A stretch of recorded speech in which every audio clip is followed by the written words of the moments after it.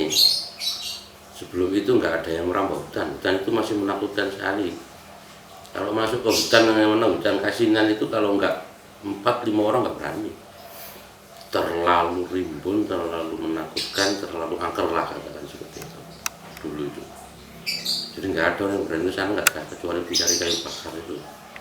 Pas habisnya, ya pas rame-ramenya moneter, krisis moneter, kemudian orang nggak bisa beli minyak, nggak bisa beli apa itu, akhirnya merambau dan habis kasih namanya hutan Kasinan itu habis bersih, kayak latar, istilah latar, tahu latar depan rumahan gitu, jadi sungguh padang sekali.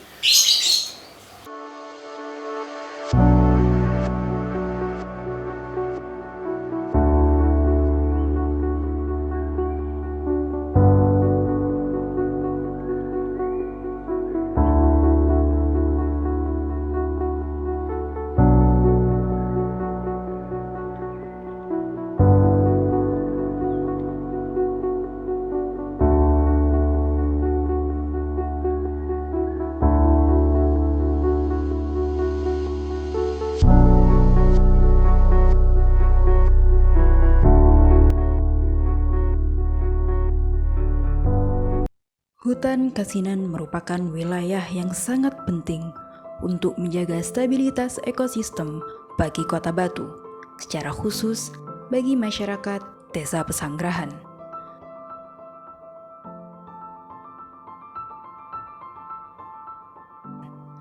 Hal itu sesuai apa yang tercantum dalam Peraturan Daerah Kota Batu Nomor 7 Tahun 2011 tentang Rencana Tata Ruang Wilayah yang menetapkan hutan Kasinan sebagai kawasan hutan lindung dan resapan air. Hutan Kasinan juga memiliki sumber mata air yang secara spesifik diperuntukkan untuk melayani kebutuhan Desa Pesanggerahan.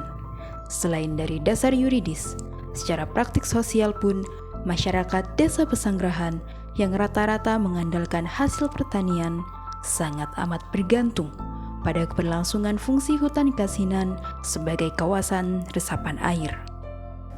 Di Kasinan itu kan seperti lembah gitu. Jadi seperti lembah. Yes, mulai zaman dahulu memang di situ tempatnya sumber mata air.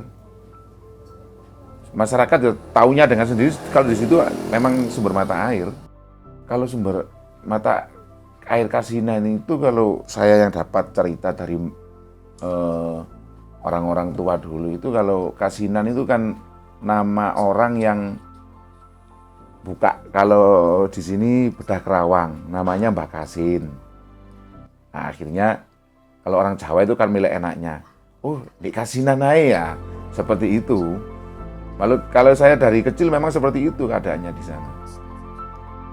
Hutan yang berada di kaki Gunung Panderman ini berfungsi sebagai daerah resapan air yang dalam pemanfaatannya kerap digunakan untuk memenuhi kebutuhan rumah tangga dan pertanian, terkhusus oleh warga Desa Pesanggerahan.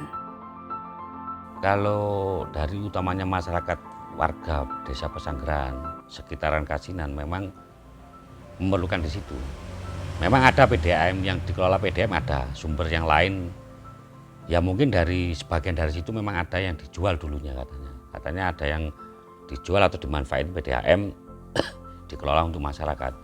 Tapi untuk mayoritas yang ada di Pesanggerahan, utama daerah Kasinan, utama dusun Srebet itu memang berasalnya dari Kasinan itu. Nah, sumber pertama yang diambil itu adalah tanah pemajakan itu sebenarnya, bukan dari hutan sebenarnya. Yang pertama itu dari tanah itu milik masyarakat, kemudian dibeli sama Pak Umar ini, sumbernya itu dimanfaatkan, dikasihkan ke masjid, jadi di atas namakan sumbernya milik Nurul Hidayah gitu. Itu yang pertama dari pemajakan itu. Kemudian karena berkembangnya zaman, kemudian air itu sementara berlebih kan, terus disalurkan ke daerah-daerah, maksudnya bukan ke masjid saja. Jadi ke misalkan RT sana, ke RT waktu itu masih RK itu dikasih teman satu titik aja. Dalam hutan Kasinan tersebar beberapa sumber mata air yang terletak di beberapa titik. Karena kebutuhan air yang semakin meningkat, masyarakat kemudian berinisiatif untuk mengelola sumber mata air yang ada di hutan Kasinan. Atas kemauan dan kesadaran masyarakat akan pentingnya menjaga sumber mata air, maka dibentuklah HIPAM atau Himpunan Penduduk Pemakai Air Minum yang mengelola setiap sumber mata air. Kalau kita kan masih swasta, pengelolaan HIPAM itu kita masih swasta, dan baru tahun ini kita dikumpulkan jadi satu wadah di desa. Karena dari dulu kan perjuangan mbah-mbah kita, dari bapak-bapak kita itu kan mencari sendiri. Dari kalau zaman dulu itu urunan gitu loh, diangkat bareng-bareng untuk mencari sumber mata air. Seperti itu, pengelolaannya tetap swasta dan didistribusikan ke masyarakat sekitar. Kalau sumber mata air itu terbanyak itu kan ada di Alas Kasinan. Dari 11 sumber mata air itu 10 ada di Kasinan, yang satu ada di Torong Kembang, Macari kalau nggak salah. Dan ada 2 titik di sini, di Sumber Seruk sama Sumber Babuyu. Pada tahun 2019, sebagian wilayah di hutan Kasinan beralih fungsi menjadi wisata alam yang dikelola oleh Wisata Alas Kasinan atau Alaska. Wisata ini digagas oleh kelompok sadar alam Kasinan dengan Perhutani KPH Malang yang tertuang pada PKS nomor 013.7/PKS WST /MLG DIVRE Jatim /2019. Kalau awalnya terjadi, katakan dulu Alaska itu kan begini, itu sejarahnya ada komunitas atau kelompok masyarakat sebagian kepingin menciptakan lapangan pekerjaan dari wisata, utamanya wisata alam. Nah di situ awalnya memang katanya dari yang mengelola Alaska itu sudah ada persetujuan dari masyarakat. Tapi begitu di cross check ternyata itu hanya sekelompok orang. Dan akhirnya karena kita selaku penyelamat lingkungan, waktu itu kita bekerjasama dengan berbagai macam pihak, kita istilahnya apa ya? Kita lihat sumber mata air itu lama-kelamaan kok mengecil, itu komplain dari masyarakat. Akhirnya kita selaku warga bergerak bekerjasama dengan aparat desa dan berbagai pihak tentang sumber mata air, kita cek ke sana. Kenapa debit air dari ke masyarakat itu kok kecil? Nah, akhirnya kita pertemuan dengan pihak Alaska, pertemuan untuk menjelaskan kok bisa air kecil. Ternyata di situ ada, di lingkungan situ ada wisatawan itu membuang sampah sembarangan. Itu ada Alaska itu kita lepasin ular yang segini-segini itu 4. Untuk apa, Pak? Nah, untuk menakut-nakuti kan waktu itu kan sebagai trik perang saja. Nah setelah kita lepasin ular kan kita video. Nah kalau videonya kita share di grup-grup orang masyarakat sini terutama. Kemudian di Facebook dapat itu bahwa dikasih dilepasin ular itu biar yang mau ke sana takut kan gitu. Perangnya kita kan di situ yang pertama itu. Hati-hati kalau masuk ke wilayah Alaska, ini ada dilepasin ular besar, panjangnya ada 4,5 meter, 5 meter. Itu 4 ekor yang dilepasin yang kelihatan. Kemudian yang di sana sendiri pernah kelihatan itu segini sebesar pinggangnya orang dewasa ini. Wah, di video ini. Nah, di video ini sudah seperti itu. Memang trik-trik perang waktu itu, kejadian seperti itu. Sini itu seperti itu. Jadi masyarakatnya itu enak banget di sini tuh, ayam-ayam banget itu. Waktu Alaska pun nggak ada yang bergerak, tapi begitu kita bilang kalau sumber kita akan mati dengan keadaan seperti ini, udah guys. Ada yang kecil, yang tua sampai ibu-ibu ikut. Nah, enaknya di situ. Itu sumber penghidupan. Iya. Nah setelah Alaska tutup kita penghijauan, ya ibu-ibu itu setiap sore gantian, ibu-ibu Fatayat, ibu-ibu PKK, ibu-ibu Jamaah Tahlil, Jamaah Diba itu naik ke sana setiap habis asar itu nyiram. Jadi disiramin waktu itu kan kejadiannya waktu panas dan sangat panas. Seandainya tanaman itu tidak disirami secara akal 2 hari aja mati. Selain itu, upaya-upaya dalam reboisasi hutan bekas wisata wahana Alaska dilakukan oleh warga setempat demi mengembalikan fungsi hutan lindung. Lebih kepada konfliknya itu cuma antara pengelola air dengan petani aja. Kalau dulu konfliknya seperti itu. Jadi kalau begitu ada kelompok yang ambil sumber lagi, kan petani berkurang, mesti kan berkurang, itu pasti kan, nggak mungkin nggak. Itu aja konflik, tapi cuma nggak lama. Konfliknya nggak lama karena apa? Nyadar lah, petaninya nyadar. Memang lalek wong gak dikei ngombe, gak urung yo gak iso tani kan, seperti itu. Kayak gitu, saya misalnya gak diterima setiap rumah mesti kan akhirnya punya anaknya akhirnya nikah, punya rumah sendiri, ya butuh air sendiri. Akhirnya sadar di situ, sampai sekarang udah gak jadi konflik. Kalau dulu waktu yang jadi apa itu pengaruh ya pimpinan petaninya kayak ketua kelompok taninya itu masih orang yang soal kalau yang sekarang dibilang radikal gitu ya bukan. Terus setelah dikasih pengetahuan, dikasih pengetahuan udah lagi sadar dia.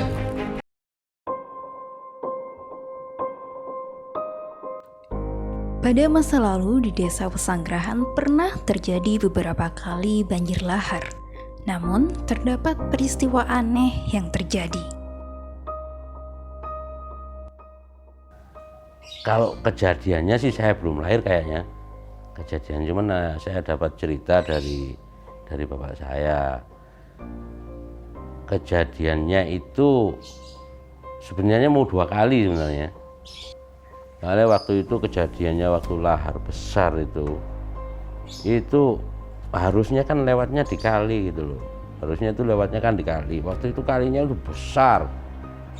Kalau nggak salah itu sekitar 4 meter dengan kedalaman itu sekitaran 6, ya 4, 5, 6 lah, 6 meter. Sebenarnya sudah cukup untuk menanggung lahar itu, menampung lahar itu sebenarnya sudah cukup. Nah, pada waktu itu ada turunan, di kali itu ada turunan, mestinya air itu turun, dia nggak turun gitu loh. Dia nggak turun, malah berhenti belok naik ke istilahnya ke gampengan gitu. Kalau umpamanya di sini ada kali seperti ini, airnya ini berhenti terus naik gitu loh. Nggak terus turun ke jalannya, enggak. Emang dia sudah ada yang diinginkan jalannya itu. Nah begitu naik terus rumah masyarakat itu sebelah kampung.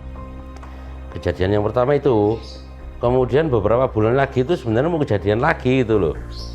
Waktu masih di istilahnya baru mau masuk ke sungai yang ada di kampung, maksudnya masih ada di wilayah hutannya deh, ada yang tahu gitu loh. Ada yang tahu waktu itu. Nah ternyata air bahnya itu datangnya kayak bis, dan yang di depan sendiri itu ada pohon pisang kembar, yang di tengahnya itu ular hijau. Nah nanti kan, jadi yang di air itu yang di pucuk, dari pucuk sendiri itu ada sepasang pohon pisang, kemudian ada ular hijau, dan di depannya itu yang nyari jalan katanya orang-orang. Nah begitu yang tahu terus bengok-bengok itu. Nah teriak-teriak minta tolong gitu kan. Orang-orang akhirnya turun, ada apa? Banjir datang, banjir teko gitu. Di kalangan masyarakat sekitar dipercayai terdapat berkah setelah peristiwa Alaska selesai. 1 minggu setelah Alaska ditutup, seketika debit air mengalir dengan sangat deras. Bukan suatu kebetulan salah seorang warga bermimpi, ada yang mengucapkan terima kasih karena fungsi hutan bisa kembali seperti semula. Kalau saya yang ketemu itu yang nggak masuk akal menurut kami waktu-waktu yang sekarang, orang-orang sekarang ini, ya kejadian Alaska itu sangat-sangat nggak masuk akal gitu loh. Jadi waktu kejadian Alaska itu mau dibuat wisata, sumber air kita kayak habis gitu. Akhirnya kita nggak setuju mengajukan itu, bener-bener habis. Jadi air yang dari Nurul Hidayah yang sejak tahun 77 itu baru tahun Alaska itu tahun berapa ya? 2021. Itu sempat saya gilir. Jadi pagi daerah sana, siang daerah sakit banget pokoknya.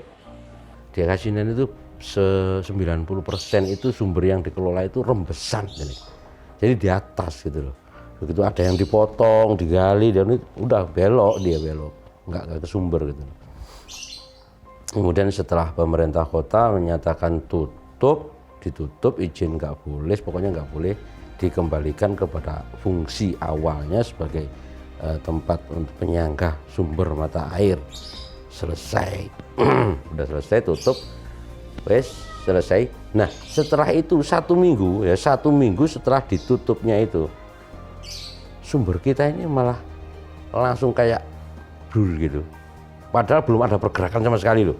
Belum ada pergerakan untuk pembenahan ataupun untuk pengolahan mata air itu. Kayak langsung brul gitu. Bahkan lebih besar dari sebelum peristiwa Alaska. Terkadang, hal-hal mistis dan kepercayaan masyarakat sekitar tidak bisa kita lepaskan dalam kehidupan sehari-hari. Hutan Kasinan yang berstatus sebagai hutan lindung bukan seharusnya digunakan untuk pariwisata meskipun berdalih wisata alam. Akibatnya bisa berubah ekosistem yang telah terbangun dari awalnya dengan pembangunan beberapa fasilitas umum dan wahana permainan. Hutan lindung seharusnya berfungsi dalam hal melindungi sistem penyangga kehidupan untuk mengatur tata air, mencegah banjir, pengendalian erosi, dan memelihara kesuburan tanah. Dalam pemanfaatan hutan lindung juga diatur dalam Peraturan Menteri Lingkungan Hidup dan Kehutanan Nomor 8 Tahun 2021 Pasal 25 Ayat 3 yang menyatakan jika dalam pemanfaatan hutan lindung juga harus memperhatikan kondisi tutupan lahan dan juga keadaan masyarakat dan atau sekitar kawasan. Alaska ini ya, untuk sementara ini kan kita dari Pesanggerahan membentuk LPHD. Di LPHD ini namanya LPHD, Lembaga Pengelola Hutan Desa gitu loh. Nah, di situ ada rekomendasi dari Pak Jokowi sendiri kan bisa meminta hutan itu untuk kita kelola jadikan hutan desa gitu kan itu. Nah, itu sekarang udah nyampe ke kementerian. Kita berharap itu berhasil biar kita bisa mengelola itu secara utuh, tetap kita jadikan sumber mata air untuk kehidupan masyarakat sampai akhir lah pokoknya. Dan harapan kedua kepada yang seperti Mbak ini mesti saya sampaikan. Setiap kali ada dari kampus-kampus itu saya sampaikan. Satu, ikutlah berperan dimanapun kamu berada untuk melestarikan alam. Satu. Yang kedua, dimanapun sampean-sampean yang pokoknya generasi-generasi ini jangan pernah berpikir untuk bisa merusak alam dengan dalih atau alasan ekonomi. Nih, yang alam itu sendiri sudah dimanfaatkan seperti Kasinan ini. Jadi jangan pernah berpikir, kan kalau dirusak, kemarin sudah ada itu dari Brawijaya yang menyampaikan itu. Kalau dirusak-rusak sedikit kan untuk kemakmuran masyarakat sekitar kan boleh Pak. Makanya saya bilang, jangan pernah berpikir untuk bisa merusak alam dengan dalih ekonomi atau berpikir untuk meningkatkan ekonomi dengan merusak alam. Kenapa saya bilang gitu? Karena kalau alamnya rusak kita nggak hidup. Nah kalau kita nggak hidup, jangankan anak cucu kita sendiri pun nggak hidup, nggak bisa manfaatin itu keadaan kan seperti itu. Yang bisa manfaatin cuma beberapa orang yang memang untuk keberhasilan dia. Sementara masyarakat di wilayahnya itu, saya yakin 1, 2, 3 tahun udah habis, sudah disingkirkan semua kalau itu. Saya begitu. Kalau alam ini kamu rusak, kamu mati, dan kalau kamu mati nggak ada generasi penerus, siapa yang akan memanfaatkan itu? Itu pasti yang saya harapkan dari para muda-muda ini harus peka tahu bahwa kebutuhan untuk masyarakat ini lebih harus didahulukan daripada kebutuhan yang untuk beberapa orang seperti itu. Kalau saya pribadi, karena rasa syukur kita kepada Allah Subhanahu wa taala sudah diberikan air minum sebegitu melimpahnya untuk kebutuhan kita sehari-hari, Mungkin itu tujuan kita untuk selamatan itu. Dan satu lagi, kalau untuk selamatan ini, karena kita juga bersyukur di Desa Pesanggerahan ini diberi alam yang masih terbilang aman lah daripada di daerah lain gitu loh. Meskipun di atas banyak, ya sebagian lah ada yang rusak, tapi masih dikatakan masih bagus lah gitu. Ya syukur kita kepada Allah untuk menjaga alam. Kalau dari dulu memang Alaska kan untungnya dari sekitar itu banyak sebenarnya untuk merusak lingkungan itu banyak. Karena di situ kan satu view-nya bagus, kedua sumber daya mineral itu juga lumayan bagus kan jalan. Istilahnya hanya untuk menyelamatkan supaya tidak terjadi longsor dan banjir yang lain-lain itu, bencana yang lain.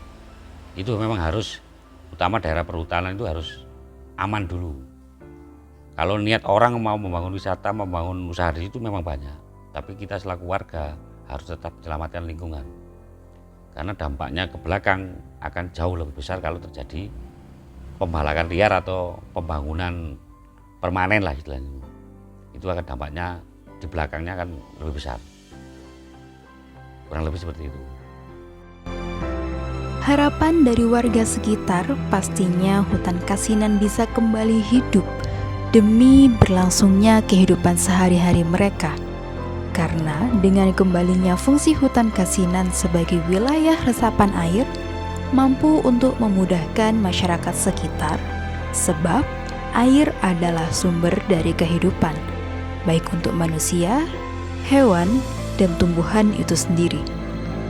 Maka dari itu, lestarikan hutan agar terus tetap lestari.